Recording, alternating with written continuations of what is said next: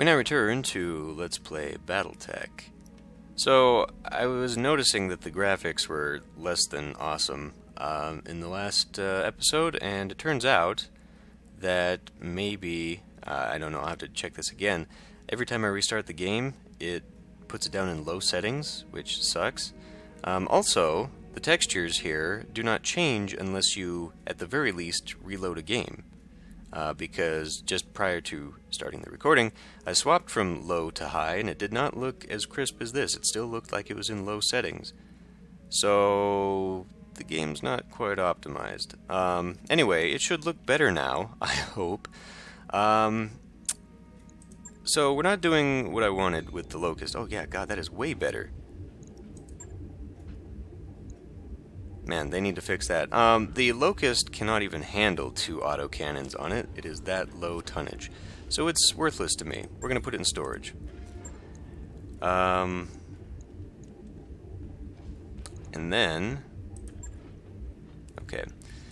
I was just looking at that. I was going to sell it because my monthly expenses were having it on the books. Putting it into my storage takes it off. I'm not going to sell it then, in that case, because I don't... Just in case I need another mech, I'll have to keep it here. Really, I feel like I would only have a situation right now with overheating, and then it's going to be out for a few days while it puts armor back on. But anyway, I'm not going to be able to get that Panther right now. I really want it, but... if I'm going to be traveling for 17 days to another system, I just can't afford to not have money. So we'll have to wait maybe until I come back. And, you know, there's always the chance that I'll actually be able to salvage some if I pay more attention to that nonsense. So really, I guess that's where, if I know what's coming in a mission, that's not necessarily true, actually. Kind of like I talked about, I think I mentioned this in the last episode, unless it's maybe, and I don't even know if the story missions are fully... set in what is there and what is not, but unless it's established that way, just going into these rando missions changes what's actually there. So, in that case, maybe I'll just wait until I can actually find something with some actual... Although the story mission doesn't let me negotiate for salvage rights, so maybe I don't even get to pick there. God damn. Well, anyway, whatever the case, we need to be not here anymore, so we're not going to be doing this. We're going to travel all the way to Detroit, and we're going to see what's what there. However, before we do that, I will be changing loadouts for other mechs. So we'll be swapping out that laser for a machine gun. And we'll be adding machine gun ammo, which means I'm going to have to get rid of a heat sink, but that's okay because I'm getting rid of my laser, and you can see here I didn't lose any heat efficiency, so 1 heat sink for that small laser is going to be just fine. I do have a large laser I could swap out for the PPC so that I seriously want to dual wield PPCs on my Blackjack. I'm pretty sure that's the only thing I'd be able to have on that Blackjack, but we'll just have to keep it as is then. So, really, that's all I want to swap out here. I mean, this Vindicator is actually pretty good. And coupled with Glitch as its pilot, I feel like this is a pretty decent one to keep. So, we'll go ahead and do this. This is going to cost me just a little bit, and 5 days, but that's okay. Right. I'll get it in the schedule. Whilst we're here, well, I can't change its pattern there. I want to maybe change its... paint pattern. Oh yeah, this is much better on high quality graphics. Christ. So that's I guess, I mean, I only just noticed that you have to basically reload to get the graphics, because I'm gonna have to check that too. If it resets to low every time you restart the game, you can't just restart the game. You gotta get this to get the better. That is pretty stupid, actually. Okay, anyway, we're going to see how long it's going to take to change this. 2 autocannons are effectively worthless to me, so we're going to do that and swap it out for an AC-5, which I guess I'll put here. I'm not a huge fan of putting all these things together where they'll be vulnerable. Now I could swap out for something else. I've still got, what? 6 tons now. I could put in another medium laser. I'd have to put in some heat sinks for it, but I could do that, actually. Except I've got no place to put another laser. So what if I swapped out? Well, that's only 1. So that would be 5. I could swap out for a large laser. I imagine my heat efficiency would suck balls, though. Oh yeah, I would have to definitely put in some more heat sinks to make this happen. This would make me far more effective, however. What do you think about taking out a medium laser there to put in a heat sink here? That increases my efficiency. It does, however, lower my firepower. But maybe that large laser does 40 damage versus 25. So overall, no, I'd lose out on a bit. However, I only have to worry about one thing hitting, but this gives me 2 chances to hit better.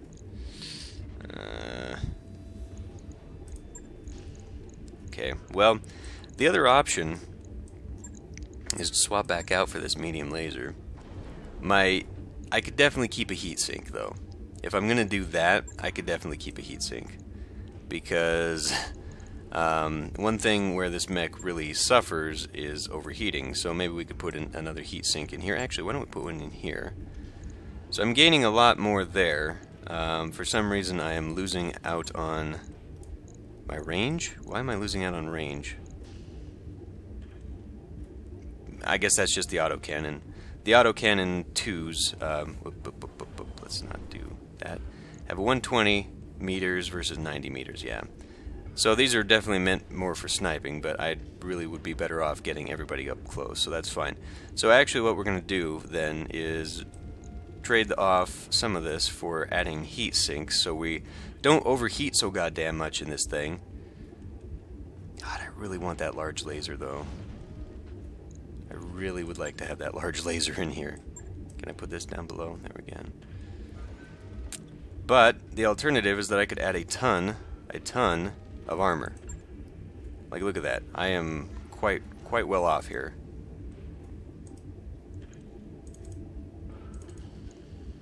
Maybe put more in my legs.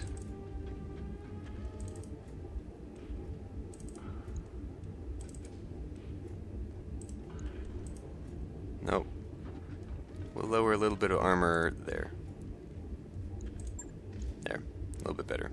Nope. It reset it to... Ah, god damn it. I want more armor in the legs. Why? The values for these must be different then, when I take it from the rear or when I put it in...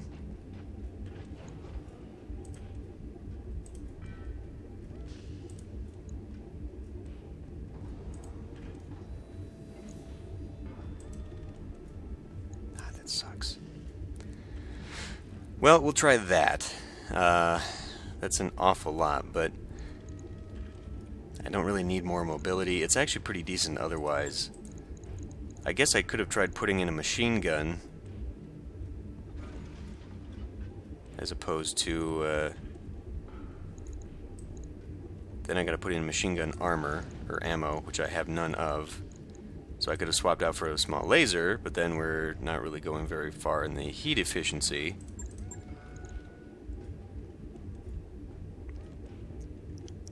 But this would allow me to have something at least in my... Because what am I doing here? Yeah, we're not gaining too much heat efficiency. I think I'd rather just do this.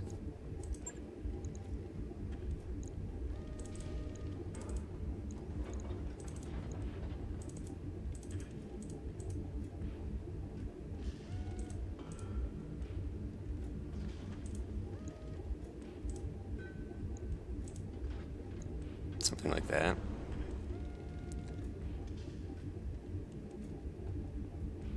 Yeah, okay. We'll just do this.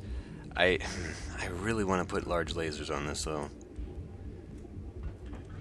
Maybe if I get another one, I'll swap out 2 medium lasers for a large laser, and we'll just large laser, and an autocannon in there. Well, we'll try it with just the one autocannon, see how it goes.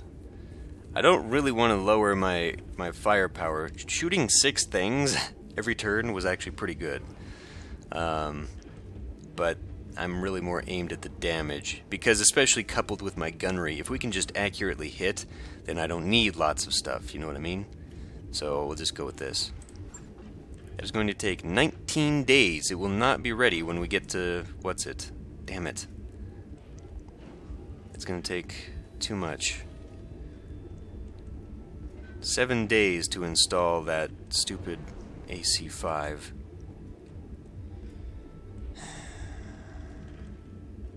Well, I can go and then I can wait. We're going to be paying the monthly bill anyway. I guess I can wait 2 days.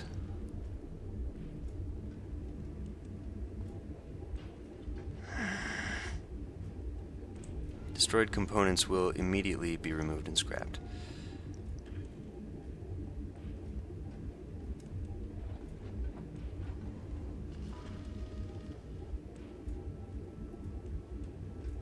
Is there anything I can not do this with? I mean, I could remove some of those heat sinks. Wait a minute. We're reinstall. Whoa, whoa, whoa, whoa, whoa, whoa, whoa, whoa, whoa, whoa, whoa, whoa, whoa. Let me go back here a moment.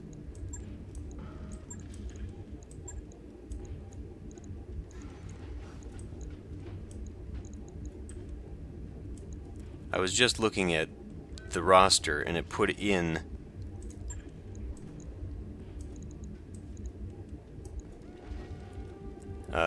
medium laser installment. And I'm like, oh, I think I don't need that.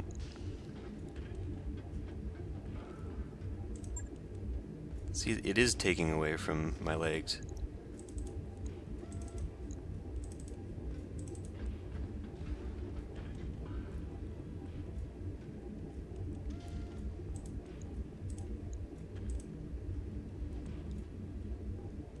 Because I definitely don't want this guy to be legged. That would not be cool. That would just cause all sorts of problems. Okay, so now we'll try that. 12 days, much better. So you gotta be careful there. It actually keeps track of flopping things around. And that's not really cool. Okay, but we'll do this, so this will be ready. So we'll confirm that. On it. I'll let you know when that's done. And as for you, I think you're doing alright. I would like to swap out some SRMs for something a little bit bigger. SRM2s don't really do me a hell of a lot of good. That is 9 versus 1. Oh, 3. I'm a little blind. So if I do take that out, put in a... oh, that's... oh my. So it can't actually go in here because it takes 2 slots up. I guess I could put it in here. Put a jump jet in its head. So why is the SRM6 so much bigger? See, moving this is probably going to add to it as well, isn't it? And then I gotta get 2 tons out of here. 2 tons of armor would be a lot. All it's really good for now is the medium laser.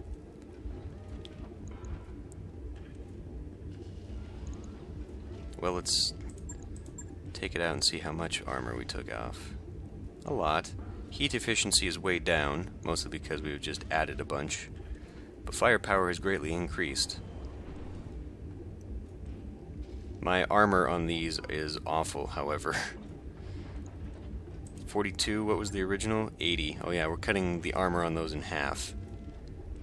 By trying to up my... Well, maybe if I can get my hands on an SRM4...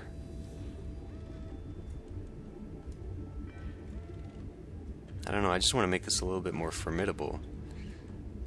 I've got an LRM-10. What if I got rid of the SRM and the LRM and added in,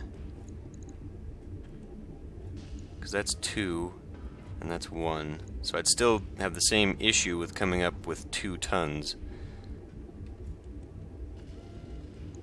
Damn, you really can't customize these, and I'm willing to bet that customization is really more for later in the game, especially when it's going to take a little bit of time. You know, you want to have some mechs in your stable so that you can actually fight while you are upgrading. Well, okay, well, we're done with that then. Blackjack will be done in 17 days. I thought it said 12. I thought it said 12. Anyway, we're going to go contract. You know what? Since this was just a fiddling mission, or episode so far, we'll just go ahead and talk to everybody. We'll just finish this off before we actually go do something. Does the decision we made about uncertified contracts satisfy your concerns? My concerns won't be satisfied until our creditors have been paid and the loan sharks are off our backs, but this is a step in the right direction and that makes me happy. I'm not blind to the risks that uncertified contracts entail, by the way. I mean, I know that what we're doing is dangerous, but it's the best chance we've got to dig ourselves out of this hole. Alright. So I'm collecting stories about the crew. Tell me about yourself. Well, I'm from a noble family like you. We're old money, made our fortune out in Rasselhag, then repatriated to the Tarian Concordat. That's where I grew up. I'm not sure if this is the kind of stuff you were hoping to hear, but we can talk about whatever. I'm not shy. Where in the Concordat were you from? I grew up on New Vandenberg. It's a nice enough place, I suppose. Do you like birds? Why do you ask? Because New Vandenberg is crawling with them. It's basically one big aviary. Something like 2/3 of the native fauna has feathers, flutters on the wind, and splatters its excrement across every available surface. Naturally, the original colonists adopted the feathery little monsters into the culture, and those of us that came after were kind of stuck with it. Statues, fountains, murals, you name it. Just a giant feathery pile of screeching alien birds. The system had a motto. If the system had a motto, it'd be squawk. I get the picture. You sure? Because I could keep going. I hate birds, is what I'm saying. That may be an unpopular opinion for a pilot, but I'll stand by it until the day I die. Where'd you learn to be a pilot? Where'd you learn to pilot a leopard, anyway? The Torian Naval Institute on New Vandenberg. Well, among other places. It's a big campus. The low-gravity training station orbiting Lompoc was my second home for a time. T&I flight training isn't usually open to civilians, but my parents had good credit back then, and they could name-drop Protector Calderon. That'll get you pretty far in the Concordat, for a while anyway. The other cadets in my class weren't especially happy sharing air with a civvy, but they wouldn't say much. I was in a nobility, and they weren't.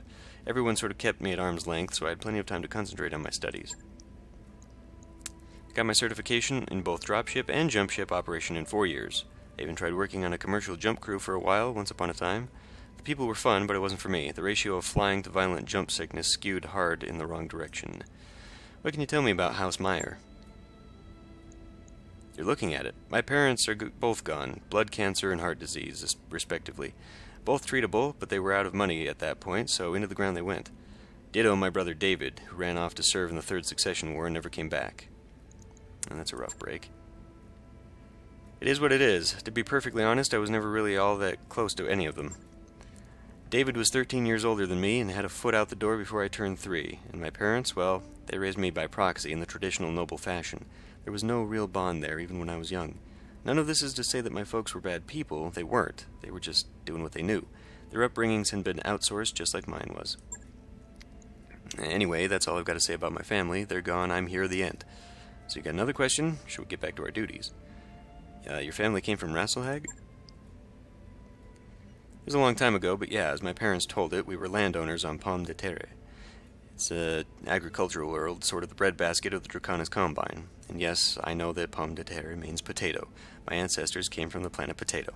It took some time for me to accept that, but hey, here we are. Anyway, moving on.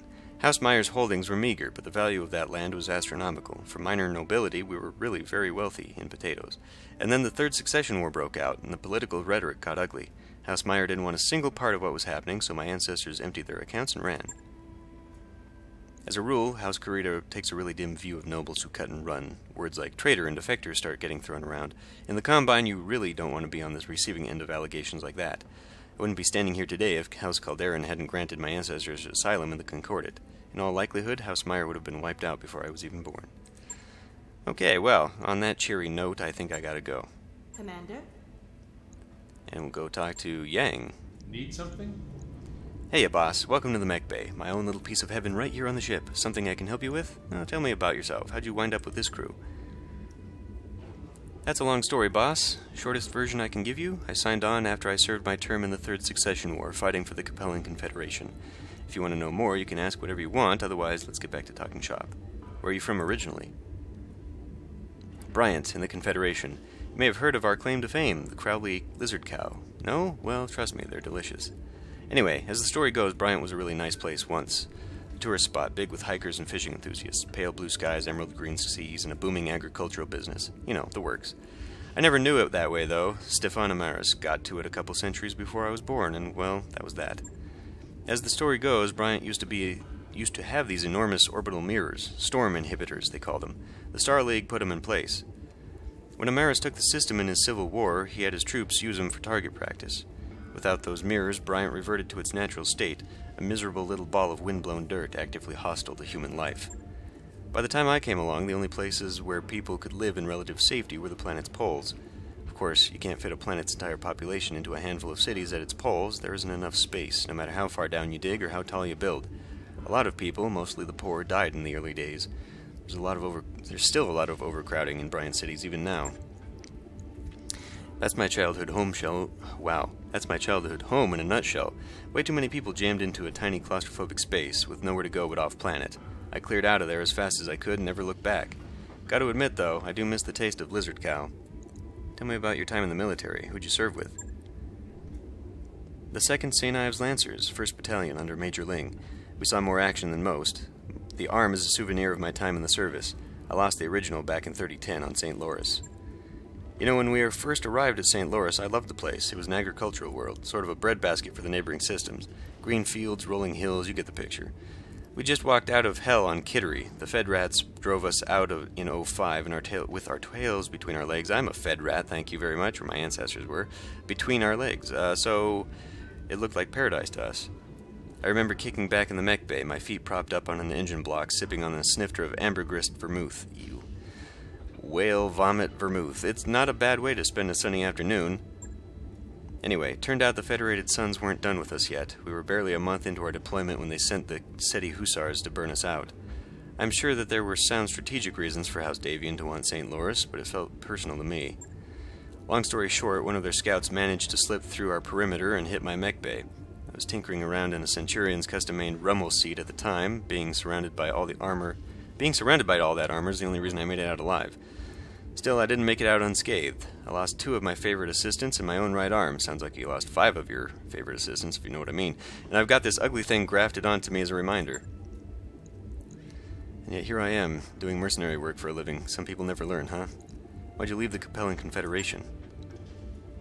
After my tour of duty was up, you mean? I don't know, it was just time for a change. Besides, the place wasn't for me anymore. In a way, it never really was. I learned a lot from my time in the service. Got a first-hand view of the elitist bullshit that saturates Capellan culture, how it rewards high-born idiots at the common people's expense. Speaking as a thoroughly common man, that didn't sit right with me. When my tour was over, I walked away and never looked back. You'll never really be free from the aristocracy, Yang. Hell, I was born a noble. Yeah, but you're a competent noble, and you're not afraid to get your hands dirty. At the end of the day, that's all I really care about. I wonder how many times I watch talented engineers get passed over for a promotion so some idiot with a title could advance. Too many to count. Well, for what it's worth, I'm glad you walked away. You've brought my mech back from the brink more than once. Way more than once, if memory serves. Still, I appreciate the kind words, and for what it's worth, I'm happy to be here with this crew. Going career military would have been an enormous mistake. In your position, I probably would have done the same. Let's talk about something else, like how I gotta go. Come back anytime. And we'll go talk to Darius, if it will goddamn let me. I have answers. Always good to see you at the ops, Gaz. Can I do something for you? Got a few minutes to chat? I'd like to catch up. Sure, I've got time to talk. Before any of this started, you worked for the Arano Royal Guard. Tell me about it. It was more than just a deployment, it was a full campaign. High Lord Tamati gave us the job back in 19. We were supposed to be assisting the Royal Guard to round up and eliminate a pirate clan on Fjaldir.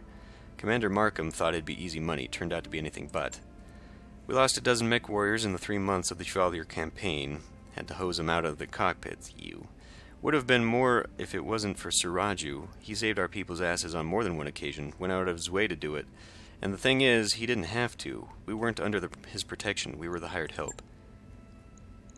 A lot of people in Mastiff's position would have used us as cannon fodder, but that wasn't his way. He treated us as if we were his own. He was a good man, Gaz, as good as they come. Tell me a bit about yourself. Where are you from?